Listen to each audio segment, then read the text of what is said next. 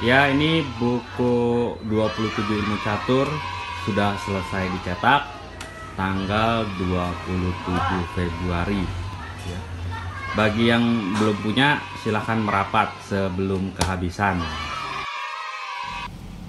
Halo YouTube, kembali lagi di channel FZ Catur Gaming.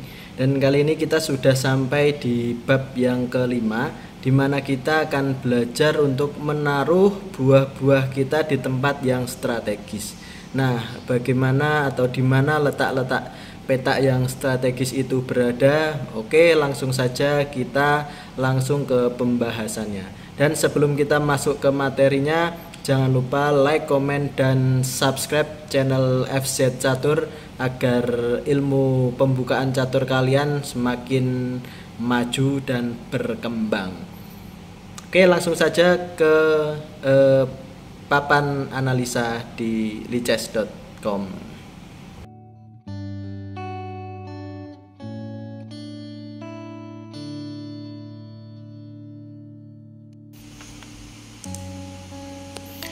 Ya, kawan-kawan, kita sudah sampai di papan analisa dari lichess.org.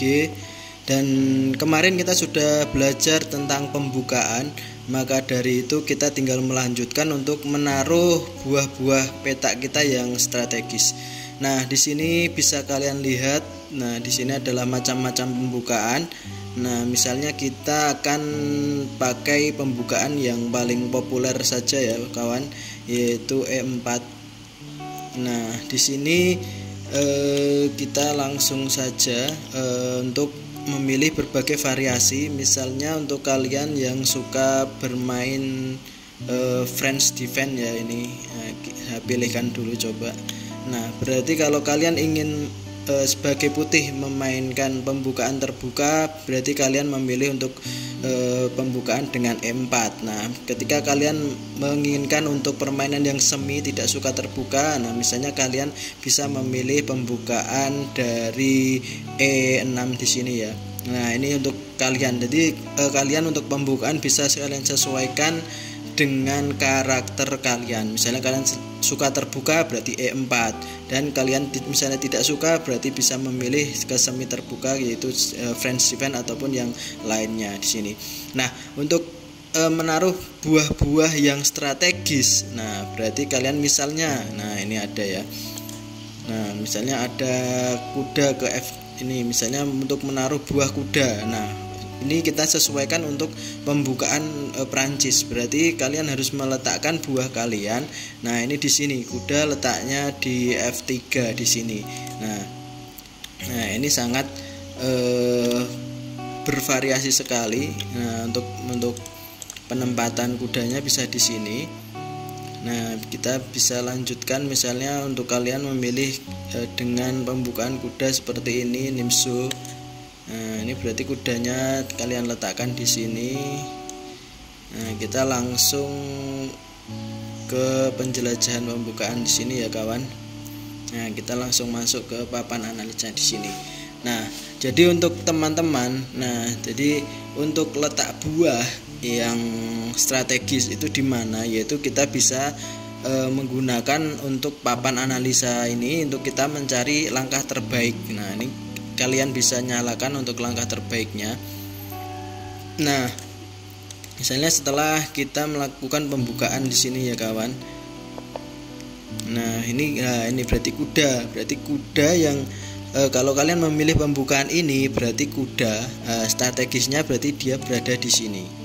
Nah, Bang, kenapa ini menutup? Nah, nggak apa-apa, nanti kita bisa buka di sini, kita bisa letakkan di sini. Contoh ya. Nah, ini kita bisa buka di sini. Nah, kita bisa letakkan di sini. Tetap bisa jalan ya. Nah, itu, kawan. Nah, untuk misalnya, nah ini enak sekali kalau kalian pakai papan analisa. Jadi untuk meletakkan buah, nah ini bisa enak sekali ya. Nah, ini untuk manuver ke sini agar tidak menutup ini juga bisa. Nah, ini berarti untuk letak-letak strategis. Nah, kan tetapi kalian misalnya, nah kita langsung ya secara umum. Nah, ini akan saya jelaskan untuk secara umumnya. Kalau misalnya kalian belum paham pembukaan, nah otomatis yang bisa dijalankan ini ya. Untuk letak strategis pion itu berada di petak pusat. Nah, ini untuk pion atau bidak ya, berada di petak pusat. Maka dari itu kalian misalnya menjadi putih, kuasailah kotak pusat yang berada di tengah sini. Misalnya hitam, nah berarti kalian bisa mengontrol. Bisa dari kejauhan di sini juga bisa. Sesuai dengan aliran kalian. Kalau suka menguasai petak pusat, berarti kalian juga mengadu di sini, menduduki petak pusat yang ada di sini. Itulah pion. Nah, nanti akan berguna ketika seperti ini kan. Misalnya ya, dia seperti ini ya. Ini mengontrol dari samping. Nah, ini dia selalu menduduki petak pusat. Maka dari itu misalnya ada lawan, ini juga langkah terbaiknya juga harus memakan.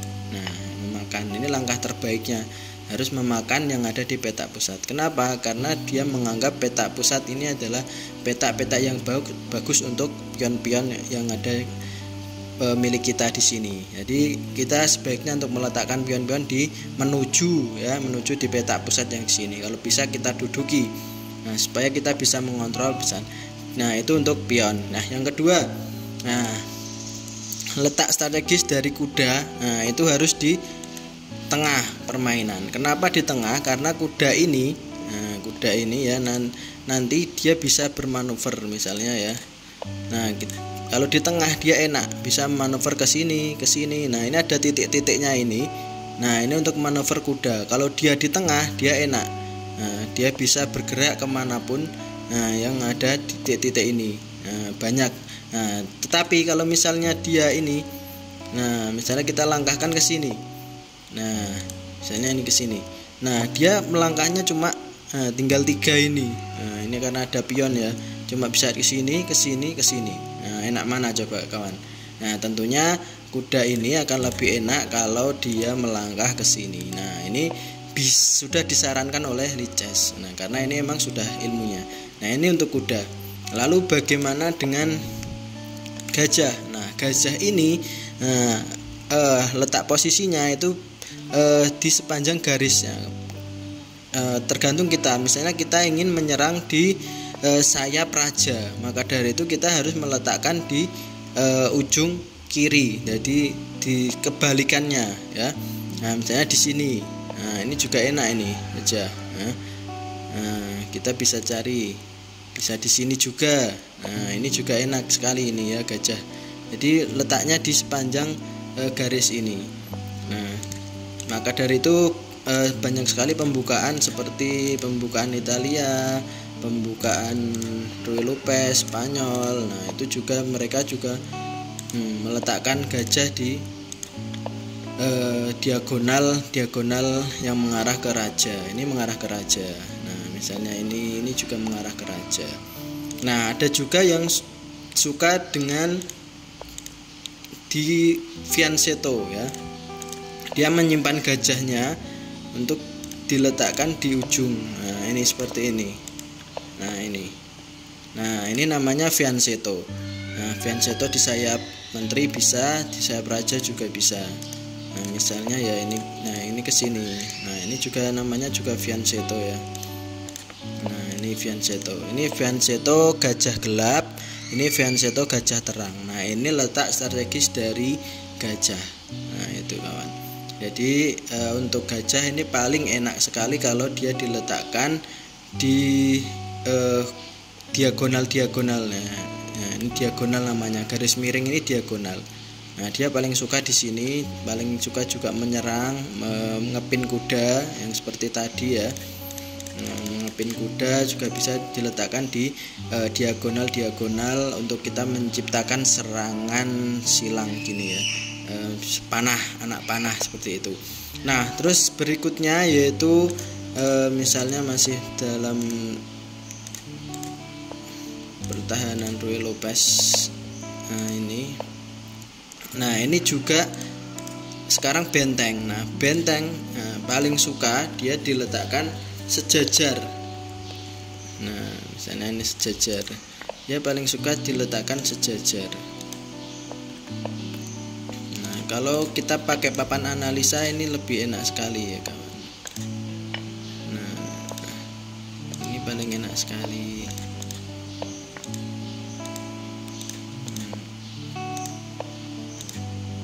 Dan ini ke sini, kita langsung fokus ke bentengnya saja ya kawan. Kita fokus ke bentengnya saja. Nah ini benteng itu paling suka. Nah ini untuk yang diletakkan sejajar seperti ini. Ini sejajar ya benteng. Ini perhatikan saja bentengnya ya. Nah benteng ini paling suka diletakkan di sejajar. Mungkin seperti ini aja ya kawan. Nah untuk benteng, nah ini kan benteng ya. Benteng itu paling suka emang diletakkan sejajar seperti ini yang saling terhubung. Nah ini paling suka untuk benteng diletakkan. Bisa juga ini yang paling terkenal yaitu dengan sebutan Alexin gun. Jadi dia menciptakan sebuah tembakan yaitu dengan menghubungkan benteng secara vertikal. Nanti bisa dibantu dengan adanya menteri di sini. Fungsinya apa? Yaitu fungsinya ketika misalnya ada pion ya. Misalnya hitam di sini, ada pion di sini. Nah, di sini ya, maaf ya. Ini ada raja, ini pion lagi. Nah, ini biasanya kan kayak gini ya. Nah, ini raja terus ini benteng. Nah, kalau kita sudah mempersiapkan Alexin gun seperti ini enak sekali. Nah, ini tinggal misalnya biasanya ini di sini ada kuda. Nah, misalnya ini kita makan ya. Nah, ini dimakan kuda. Pastikan ini dimakan kuda. Nah, enak sekali ini tinggal makan. Nah, ini namanya Alexin gun. Jadi untuk benteng ini selalu kita harus hubungkan benteng dengan benteng. Nah, kita harus selalu menghubungkan benteng dengan benteng. Nah, untuk menciptakan suatu kekuatan yang sangat besar sekali dengan benteng. Dan menteri ini karena bebas bergerak, maka letak strategis menteri tetap di tengah. Nah, ini kita mengontrol dimanapun, membidik dari ujung. Biasanya kita bisa kombinasikan dengan gajah di sini. Nanti kita bisa menyerang di sini. Nah ini skakmat ya. Nah itu. Jadi untuk letak-letak strategis, yang pertama dari kuda ini letaknya tetap di tengah. Dia menguasai banyak petak, bisa berjalan dengan petak. Dan gajah diletakkan di sepanjang diagonal yang tidak tertutup, diagonal terbuka. Nah seperti ini terbuka ya, ini enak sekali. Ini gajah ya. Nah, yang diletakkan di garis-garis terbuka. Dan juga benteng bisa kalian letakkan di garis-garis yang terbuka seperti ini ya. Ya ini jadi yang penting saling terhubung untuk benteng itu. Jadi kawan, itu yang harus kalian ketahui agar kalian lebih jago dalam bermain catur. Oke, nanti kita akan lanjut ke bab berikutnya. Oke, salam catur, Gen Una Sungus.